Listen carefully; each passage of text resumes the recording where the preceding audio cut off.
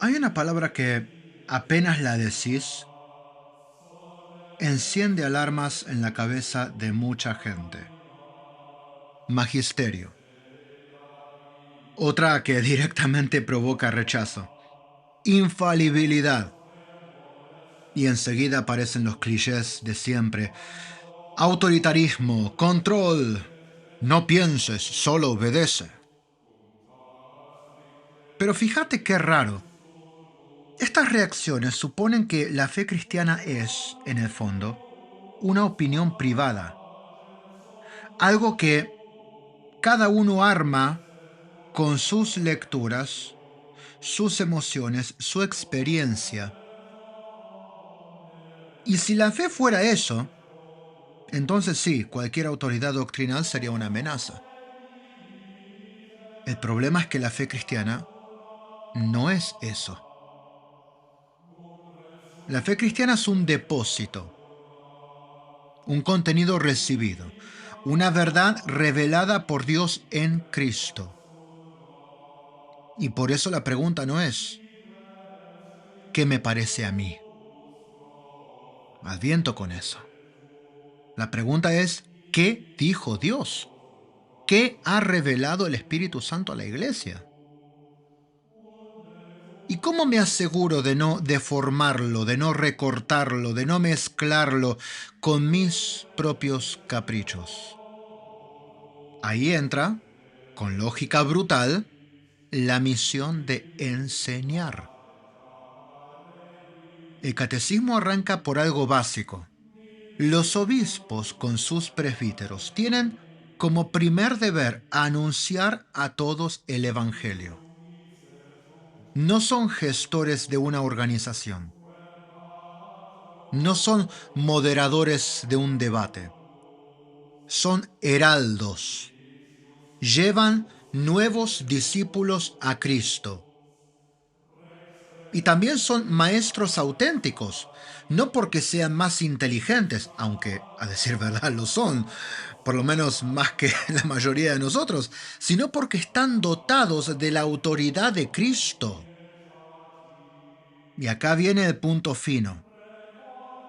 Cristo no dejó a su iglesia librada a la deriva doctrinal. Si Él es la verdad, entonces quiso que su iglesia participara, a su modo, de su propia infalibilidad. Mira qué misterio, ¿eh?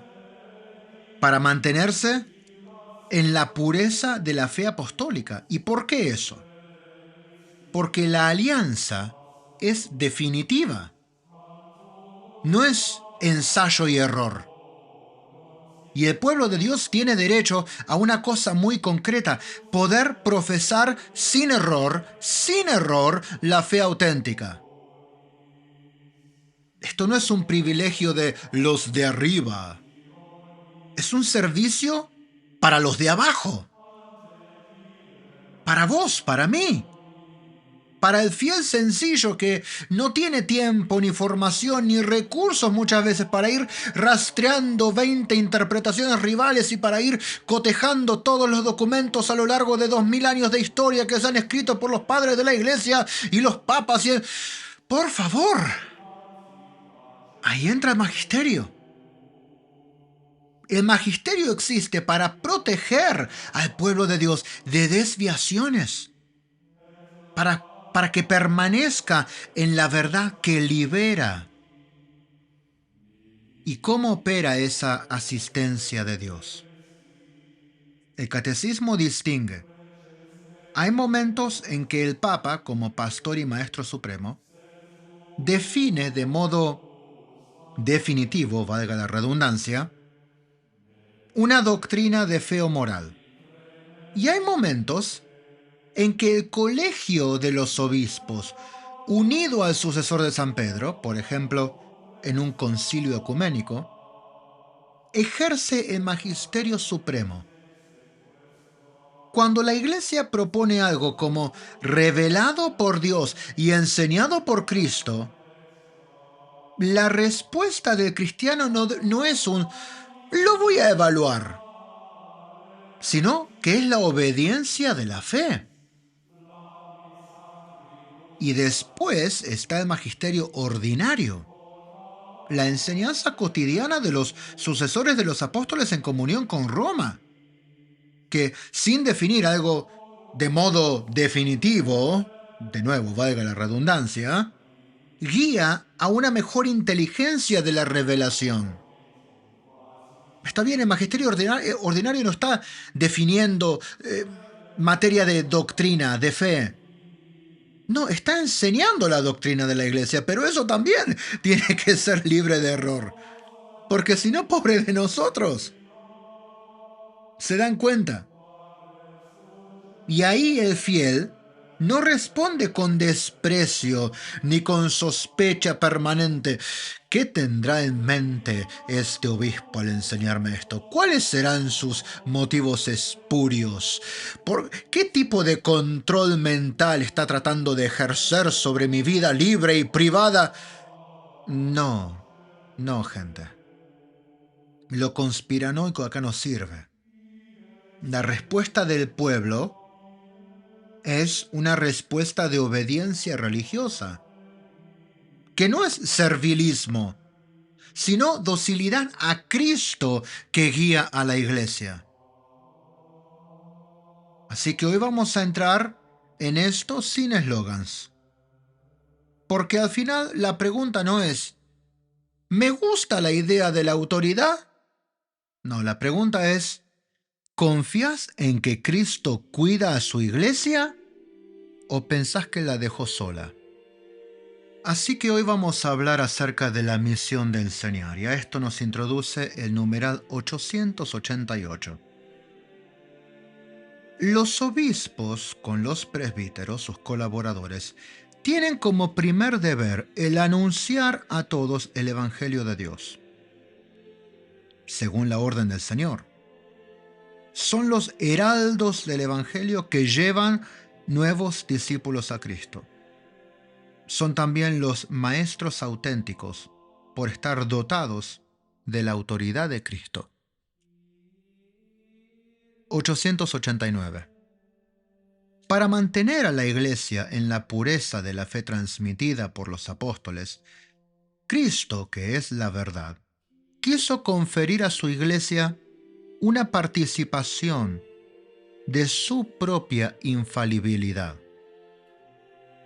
Por medio del sentido sobrenatural de la fe, el pueblo de Dios se une indefectiblemente a la fe, bajo la guía del magisterio vivo de la Iglesia. 890. La misión del magisterio está ligada al carácter definitivo de la alianza instaurada por Dios en Cristo con su pueblo. Debe protegerlo de las desviaciones y de los fallos y garantizarle la posibilidad objetiva de profesar sin error la fe auténtica. El oficio pastoral del magisterio está dirigido así a velar para que el pueblo de Dios permanezca en la verdad que libera. Para cumplir este servicio, Cristo ha dotado a los pastores con el carisma de infalibilidad en materia de fe y de costumbres. El ejercicio de este carisma puede revestir varias modalidades. 891. El romano pontífice, cabeza del colegio episcopal, goza de esta infalibilidad en virtud de su ministerio cuando, como pastor y maestro supremo de todos los fieles que confirma en la fe a sus hermanos, proclama por un acto definitivo la doctrina en cuestiones de fe y moral. La infalibilidad prometida a la Iglesia reside también en el cuerpo episcopal cuando ejerce el magisterio supremo con el sucesor de Pedro, sobre todo en un concilio ecuménico. Cuando la Iglesia propone por medio de su magisterio supremo que algo se debe aceptar como revelado por Dios, para ser creído y como enseñanza de Cristo, hay que aceptar sus definiciones con la obediencia de fe. Esta infalibilidad abarca todo el depósito de la revelación divina. 892. La asistencia divina es también concedida a los sucesores de los apóstoles cuando enseñan en comunión con el sucesor de Pedro y, de una manera particular, al obispo de Roma, pastor de toda la iglesia, aunque sin llegar a una definición infalible y sin pronunciarse de manera definitiva, proponen, en el ejercicio del magisterio ordinario, una enseñanza que conduce a una mejor inteligencia de la revelación en materia de fe y de costumbres. A esta enseñanza ordinaria, los fieles deben adherirse con espíritu de obediencia religiosa, que, aunque distinto al asentimiento de la fe, es una prolongación de él. Comencemos por el punto de partida, ¿qué les parece? El ministerio de enseñar no es accesorio, es primer deber. Los obispos, junto con los presbíteros como colaboradores, reciben de Cristo el mandato misionero: vayan y prediquen. Por eso el catecismo los llama heraldos. No inventan un mensaje, anuncian el mensaje recibido. Y los define como maestros auténticos, porque su autoridad no es carismática ni sociológica, sino derivada de Cristo. El criterio no es popularidad o consenso, sino misión recibida. Ahora, hablemos un poquito de la infalibilidad y el sensus fidei, del que leímos en el numeral 889. Acá conviene subrayar dos cosas a la vez, porque suelen separarse mal. Cristo quiso que la Iglesia participe de su infalibilidad, no como superpoder, sino como garantía de fidelidad a la fe apostólica. Esta fidelidad no es solo vertical, también existe el sentido sobrenatural de la fe, el sensus fidei del pueblo de Dios, que permanece unido a la fe, bajo la guía del magisterio vivo. O sea, no es una democracia doctrinal, pero tampoco es una iglesia igual jerarquía. Es un cuerpo entero custodiado. Ahora, ¿para qué existe el magisterio entonces? Y esto lo leímos en el numeral 890. La razón pastoral es clave: proteger de desviaciones y garantizar la posibilidad objetiva de profesar sin error la fe auténtica. Así de simple. Proteger al pueblo de las posibles y potenciales desviaciones y de garantizar que el pueblo pueda profesar sin error la fe auténtica. Suena simple, pero es hiper necesario. Si vamos a decir que seguimos a Cristo, si vamos a decir que somos cristianos, que seguimos la enseñanza de los apóstoles, tenemos que asegurarnos que la estamos siguiendo correctamente. Bueno, ahí entra el magisterio. Es decir, el magisterio no existe para controlarte la vida, sino para servir a la verdad que libera. La infalibilidad aparece como carisma al servicio de esa protección en fe y costumbres. Ahora, hablamos de las modalidades de ese carisma, y lo leímos recién en el numeral 891. El catecismo distingue el ejercicio extraordinario. Por ejemplo, el Papa, cuando define de modo... sigo cayendo en la misma redundancia.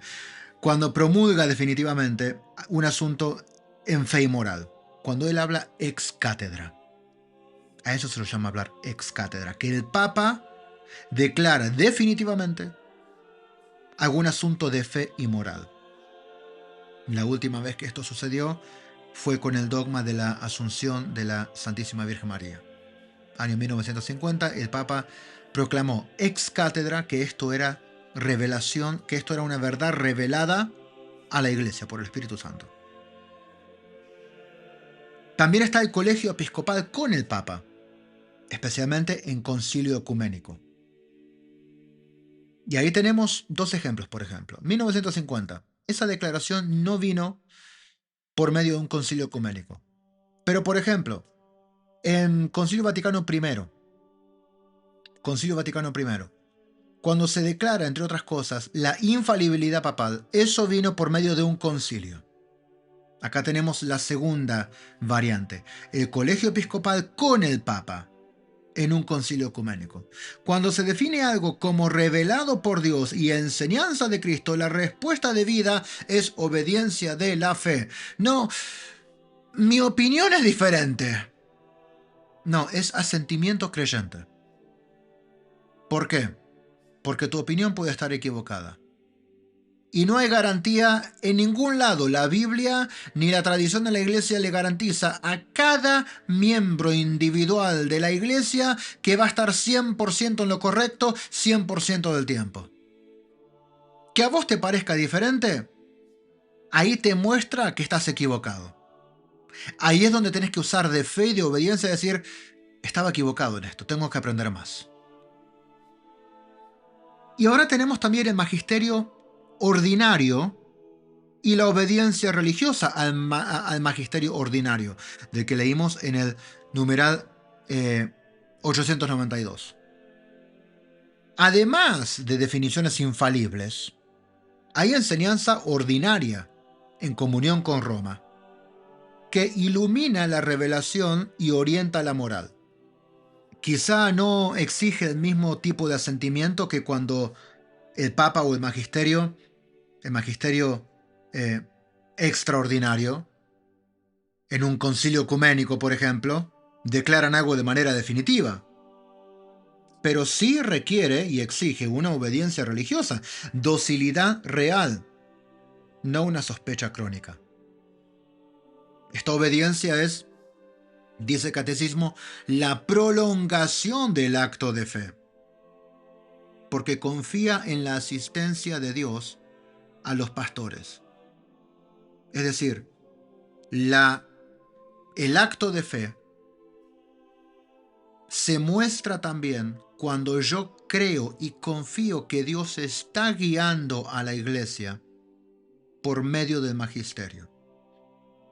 Cuando empiezo a dudar de eso y empiezo a albergar en mi corazón sospechas y permito todo tipo de teorías conspirativas que solo siembran deseo de rebelión y que me llevan a hablar mal del magisterio, ya sea ordinario o extraordinario, ya ahí estoy fallando a la fe. Porque no estoy confiando realmente que Cristo, que el Espíritu Santo, está verdaderamente guiando a la Iglesia por medio del magisterio. No estoy confiando que el Espíritu de la verdad puede ser más fuerte que las debilidades de los hombres que componen el magisterio. Cuando dejo de creer, fallo a la fe. Y ahora hablemos de la misión de santificar. A esto nos introduce el numeral 893. El obispo es el administrador de la gracia del sumo sacerdocio, en particular en la Eucaristía que él mismo ofrece y cuya oblación asegura por medio de los presbíteros, sus colaboradores. Porque la Eucaristía es el centro de la vida de la Iglesia particular. El obispo y los presbíteros santifican la Iglesia con su oración y su trabajo por medio del ministerio de la palabra y de los sacramentos. La santifican con su ejemplo, no tiranizando a los que os ha tocado cuidar, sino siendo modelos de la grey, decía San Pedro en 1 de Pedro 5:3. Así es como llegan a la vida eterna junto con el rebaño que les fue confiado. ¿Qué significa esto? La misión de santificar no es darte buenos consejos, ni caerte siempre bien. Es administrar la gracia. Por eso el catecismo dice que el obispo es administrador de la gracia del sumo sacerdocio, especialmente en la Eucaristía, que es el centro de la vida de cada iglesia particular. El obispo la ofrece o asegura su oblación a través de los presbíteros, sus colaboradores, y desde ese altar se ordena todo: la palabra, los sacramentos, la oración, el trabajo pastoral.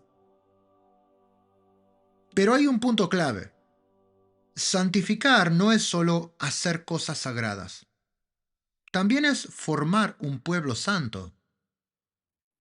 Por eso obispos y presbíteros santifican con su ejemplo, no dominando, no tiranizando, sino siendo modelos de la grey, tal como lo enseñaba San Pedro. El pastor que realmente santifica es el que conduce al rebaño hacia la vida eterna, caminando adelante con la misma fe que predica. Continuamos con la misión de magisterio y vamos a hablar de la misión de gobernar. Numeral 894. Los obispos, como vicarios y legados de Cristo, gobiernan las iglesias particulares que se les han confiado, no solo con sus proyectos, con sus consejos y con sus ejemplos, sino también con su autoridad y potestad sagrada, que deben, no obstante, ejercer para edificar con espíritu de servicio, que es el de su Maestro. 895. Esta potestad que desempeñan personalmente en nombre de Cristo es propia, ordinaria e inmediata. Su ejercicio, sin embargo, está regulado, en último término, por la suprema autoridad de la Iglesia.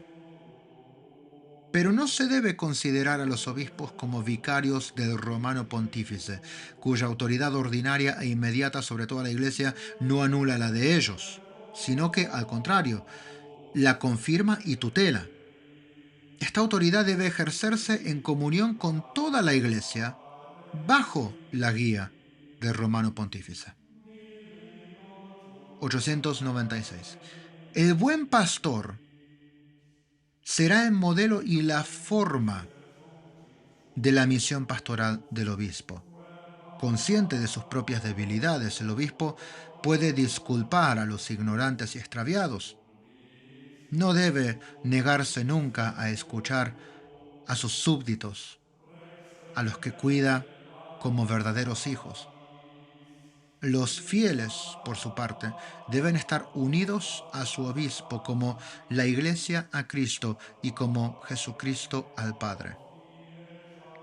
Obedeced todos al obispo como Jesucristo a su Padre, y al presbítero como a los apóstoles. En cuanto a los diáconos, respetadlos como a la ley de Dios.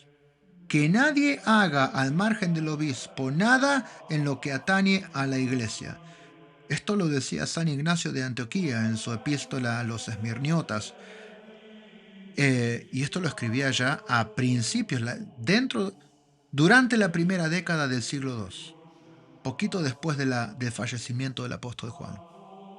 Entonces, la misión de gobernar es probablemente la palabra el concepto que más ruido nos haga hoy. Porque esa palabra, viste, gobernar, suena a poder, y poder suena a abuso, a corrupción. Pero hoy el catecismo nos obliga a purificar ese concepto. El obispo gobierna como vicario y legado de Cristo. No dirige una ONG, pastorea una porción del pueblo de Dios que le fue confiada. Y lo hace no solo con ideas, consejos o ejemplos, lo hace también con autoridad y potestad sagrada. Ahora, esa potestad no es para mandar como el mundo manda, sino para edificar con el espíritu de servicio del maestro. Como dijo él, el mayor sea como el menor. El que quiera ser grande entre ustedes, sea el servidor. Esa autoridad es personal, es decir, se ejerce en nombre de Cristo y es propia, ordinaria e inmediata.